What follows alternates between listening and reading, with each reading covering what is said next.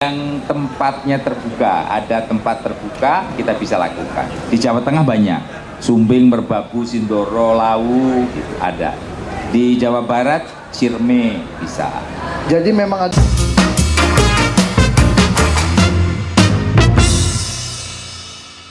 Ya. Nah, saya mau nanya nih Mas, tadi kan dibilang kalau misalnya tiba-tiba nggak ada angin, bagaimana Ya. caranya?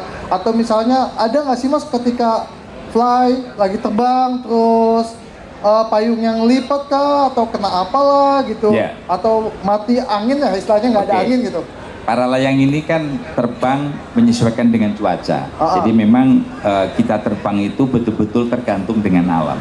Ya, weather permit. Jadi tidak bisa memaksakan diri ketika memang cuacanya tidak mendukung. Jadi ada dua hal yang menentukan untuk kita bisa terbang. Yang pertama adalah angin, yang kedua adalah awan. Nah, angin ini juga dibagi dari kecepatan dan arahnya. Angin yang ideal untuk kita terbang itu 10 sampai 15 km per jam. 10 sampai 15 km per jam. 20 km per jam bisa, tapi untuk orang yang expert. Expert, oke. Tidak ada angin bisa kita take off. Tadi pertanyaannya, kalau tiba-tiba mati angin, tidak ada angin juga ya nggak ada masalah karena payungnya sudah berkembang. Sudah mengembang, payung itu akan tetap terbang. Ya, jadi payung itu punya daya luncur, punya gliding, daya luncur yang mungkin kalau di titik angin 0 itu perbandingannya bisa 1:6. Artinya turun 1 maju 6. Turun 1 kilo, maju 6 kilo. Berarti itu masih tetap bisa maju di angin 0. Tapi kalau ketika cuacanya bagus, ada yang disebut angin dinamis, ada angin thermal. Ya. Naikan thermal sama naikan dinamis. Ini teknis banget, tapi perlu. Naikan dinamis itu artinya angin yang berhembus menghantam lereng, dia akan menjadi angin naik dan itu merupakan angin yang kita pakai terbang sehingga kita bisa terbang lama di sebuah lereng. Tidak terlihat, tapi kalau kita tahu arahnya, kita tahu lerengnya, kita bisa terbang di situ berlama-lama.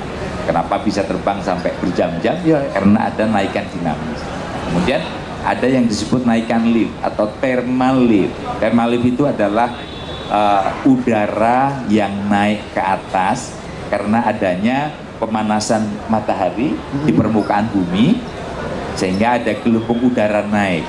Syaratnya harus ada matahari, syaratnya harus siang. Kalau ada matahari, ya matahari memancarkan sinarnya dengan kuat, kemudian di bawahnya itu adalah permukaan yang kering, keras, ya, yang bisa menyerap panas atau bisa memantulkan panas dan itu bisa mengakibatkan adanya naikan thermal. Nah, kita bisa naik, misalnya take off-nya dari 500 meter di atas permukaan laut, kita bisa terbang ribuan meter ke atas. Wow. Tadi bedanya dengan terjun payung dan para layang. Yang kita bilang para penerbang para layang itu kita sebut pilot karena dia bisa mengendalikan payung itu bisa naik tinggi, lama dan jauh. Inilah tantangan para layang itu ada di situ. Filosofinya ada di situ. Ya. Tapi kalau kemudian perkembangannya untuk berbagai hal itu nggak ada masalah. Misalnya hike and fly.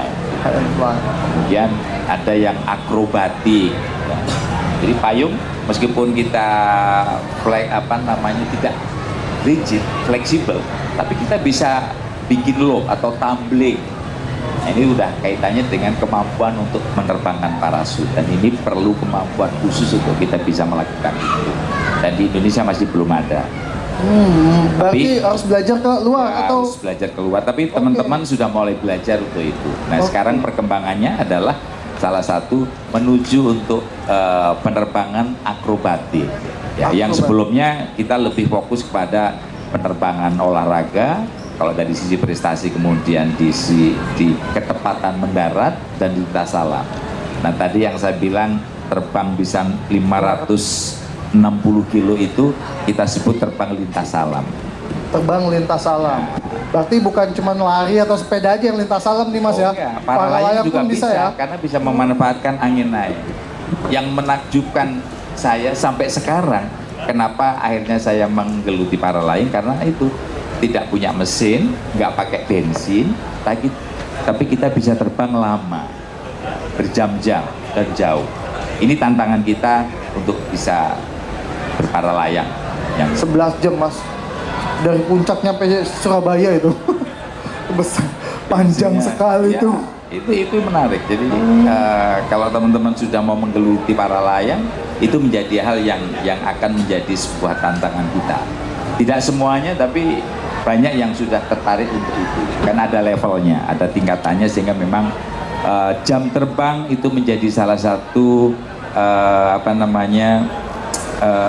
kekuatan kita untuk kita bisa mengembangkan diri menjadi seorang penerbang para layang yang handal.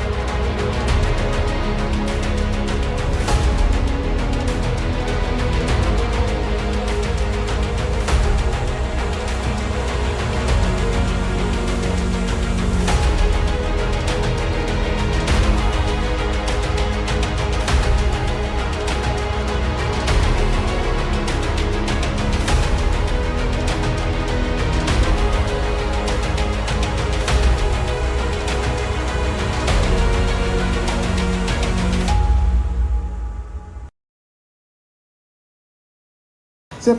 Ada yang mau bertanya? Boleh deh mbaknya yang ujung. So, Silakan. Baik. Sebelumnya aku Devani mau nanya, kan tadi jam terbang panggil apa nih? Om apa kakek? Boleh kakek? Mas. Yang bener yang mana? Jam terbang Om Gendon kan udah lama ya, 30 tahun lebih. Nah itu pernah nggak sih ada kayak kasus siswanya yang gagal terbang pas atau panic attack gitu pas udah di atas, atau mungkin ada cerita pengalaman pas udah take off tiba-tiba hujan gitu. Terima kasih. Langsung jawab mas. Oh, langsung saya jawab Udah ya. nggak masuk ke Dinamika penerbangan itu banyak sekali. Jadi cerita Mbak tadi sebagian kecil, karena masih ada 1000 cerita lagi yang terkait dengan penerbangan para layang. Banyak yang terjadi seperti itu, tetapi kalau kita persiapkan dengan baik, penerbangan itu akan menjadi menarik. Sehingga memang diperlukan persiapan yang cukup ketika kita mau terbang. Pertama, tepat cuaca, alatnya tepat, dan penerbangnya sendiri siap untuk melakukan kegiatan. Jadi kalau memang masih belum bisa terbang, ya kita nggak akan terbangkan. Tapi kalau misalnya ketika kita terbang tiba-tiba hujan, ya kita harus cepat turun. Tetapi cerita ini sebetulnya kalau hujan itu kan tidak mendadak, tidak ada langit biru hujan. Hujan itu sudah ada tanda-tandanya. Tidak hanya 10 menit, sudah 1 jam, 2 jam yang lalu, sehingga penerbang para layang yang baik, dia bisa mengantisipasi sebelumnya. Jadi kalau sudah tahu mau hujan, ya jangan terbang. Karena ketika akan hujan, akan tanda-tanda datang hujan itu biasanya juga akan ada badai yang tiba-tiba datang. Angin kencang mendadak, arahnya berubah-ubah, dan hujan, air jatuh, dan itu bisa mengakibatkan sesuatu yang tidak baik selama kita kegiatan. Oke. Ada lagi yang mau nanya? Mbaknya boleh? Oh, silakan masnya. Yang banyak banget. datang. Yang mana dulu nih, yang mana? Yang ini. Mbaknya boleh? Ke depan maksudnya baju. Banyak boleh. Banyak boleh. Boleh ngapain? Terima kasih. Silakan masnya. Oke, selamat malam. Perkenalkan nama saya Irfan. Kebetulan saya dari Jawa Tengah dan Mungkin yang akan saya tanyakan dari sisi lain ya, dari sisi pariwisata, kebetulan saya tergabung di DPD HPI Jawa Tengah, Biro Minat Khusus. Nah, yang mau saya tanyakan, seandainya kami dari DPD HPI Jawa Tengah ingin mengajak teman-teman yang ada di Jawa Tengah, khususnya di bidang para layang, karena kami dapat informasi juga di daerah Temanggung itu ada camp para layang di daerah kosong, dan kebetulan kami ingin membuka satu kerjasama dari DPD HPI Jawa Tengah bekerjasama dengan tim para layang di sana. Mungkin ada gambaran bentuk kerjasamanya akan seperti apa. Itu yang kedua, segmen market kita, wisatawan yang kita bawa itu kriterianya apakah ada batasan minimal usianya berapa, maksimal berapa, atau punya ketentuan lain yang perlu kita sesuaikan dengan kegiatan ini. Mungkin pertanyaan seperti itu. Ya, jadi di Temanggung itu menarik karena ada di Wonosobo juga sudah ada lokasi terbang, dan di Temanggung itu antara dua gunung yang saya lahir di Magelang, jadi saya tahu betul kampung saya, sehingga Jawa Tengah termasuk salah satu surganya para layang karena di situ banyak sekali tempat-tempat untuk terbang. Mas bisa berhubungan dengan pengurus para layang Jawa Tengah gitu ya kalau ingin mengembangkan. Jadi kalau misalnya kita diundang untuk bisa melihat lokasinya juga bisa. Karena kebetulan saya juga ketua APTIPI. APTIPI itu Asosiasi Penerbang Tandem dan Instruktur Indonesia. Sehingga bisa dikembangkan. Kalau ada destinasi perbukitan yang bisa dipakai untuk terbang, itu sangat baik karena begitu ada destinasi dan para layang menjadi atraksinya, lokasi itu akan cepat dikenal. Gitu. Di daerah Posong itu, Mas. Hah? Daerah Posong. Oh, Posong. Di daerah Posong Temanggung itu. Posong ya. Mungkin harus cek, saya belum pernah ke sana. Yang ada danaunya ya kalau nggak salah ya. Posong. Perbukitan. Enggak, maksudnya ada apa namanya? Danau enggak? Bukan danau ya? Bukan. Oh, bukan. Oke. Kemudian terkait dengan wisatanya, ya. Tadi kita harus cek bukitnya, tempat terbangnya, dan tempat pendaratannya, kemudian bisa dikembangkan untuk destinasi. Yang perlu dicek adalah apakah arah anginnya itu dominan stabil ke arah bukit itu. Kalau memang stabil, bagus. Tapi kalau tidak, berarti mungkin punya musim. Nah, ini yang perlu kita lihat, kapan waktu musim terbaik untuk terbang di daerah itu. Harus dicek sih memang. Terus kemudian yang terkait dengan syarat-syarat kalau untuk wisatawan, ya wisatawan siapa saja boleh.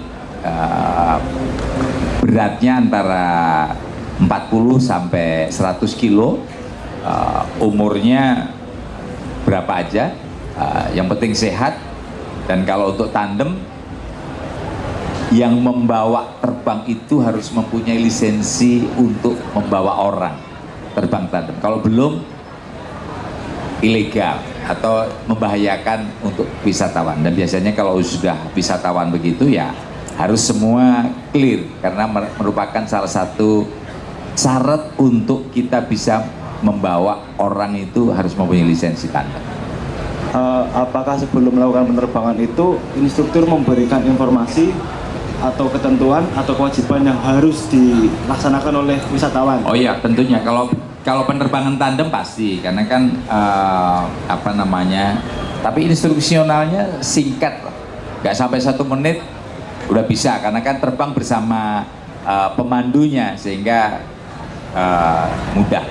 Dan saya sudah lakukan itu ribuan kali di puncak, sehingga punya pengalaman yang banyak terkait dengan wisatawan. Ya, nanti kita akan cek ke sana.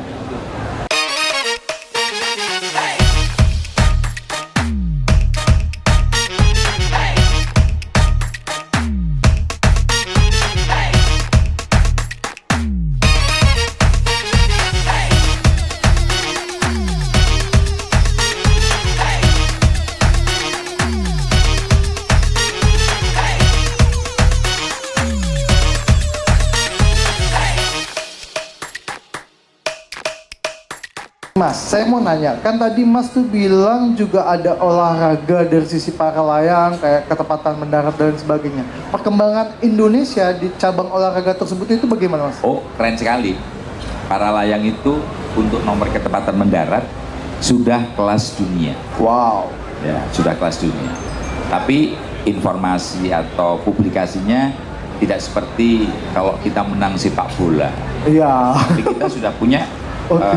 medali 21 medali internasional dari para layang. 21. 2 diantaranya adalah waktu Asian Games kemarin 2018. 2018. Kita memperoleh medali emas 2 untuk nomor ketepatan mendarat. Ketepatan. Kita Indonesia, para penerbang muda, para layang Indonesia itu kekuatannya ada di nomor ketepatan mendarat. Kelasnya sudah dunia. Kelasnya sudah dunia. Kelasnya memang sudah dunia Ya. untuk ketepatan mendarat. Nomor ketepatan Berarti mendarat. bisa berbicara di level dunia Ya. tuh Mas ya, udah nggak main-main nih. 2015 kita mengadakan kejuaraan dunia di puncak. Atlet kita mendapatkan medali emas. Ya, itu. Medali emas. Oke. Jadi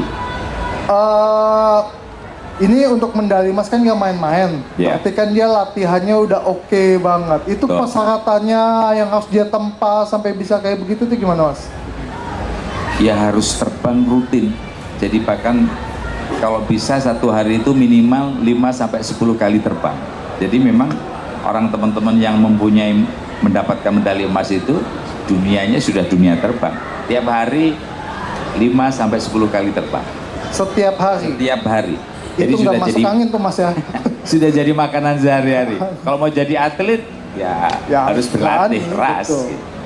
Kalau dari Gitu. sisi pariwisata sendiri tuh juga udah bukan mulai rame ya, karena memang semakin booming ya para layang sendiri ya Mas. Oh iya, para layang kita semakin banyak. Ada 100 lokasi terbang di Indonesia, di berbagai provinsi, dan sebagian besar itu sudah menjadi destinasi wisata. Nah ini yang menarik buat kita, karena kalau hanya bicara tentang hobi, kemudian prestasi, yang senang cuma sebagian kecil. Betul. Tapi begitu kita sudah bicara tentang destinasi wisata untuk para layang, ini sudah mempunyai dampak positif ekonomi untuk masyarakat. Tidak hanya untuk penerbang, tapi untuk masyarakat sekitar menjadi lebih baik. Dan yang perlu dicatat adalah para layang menjadi salah satu atraksi yang paling diminati orang.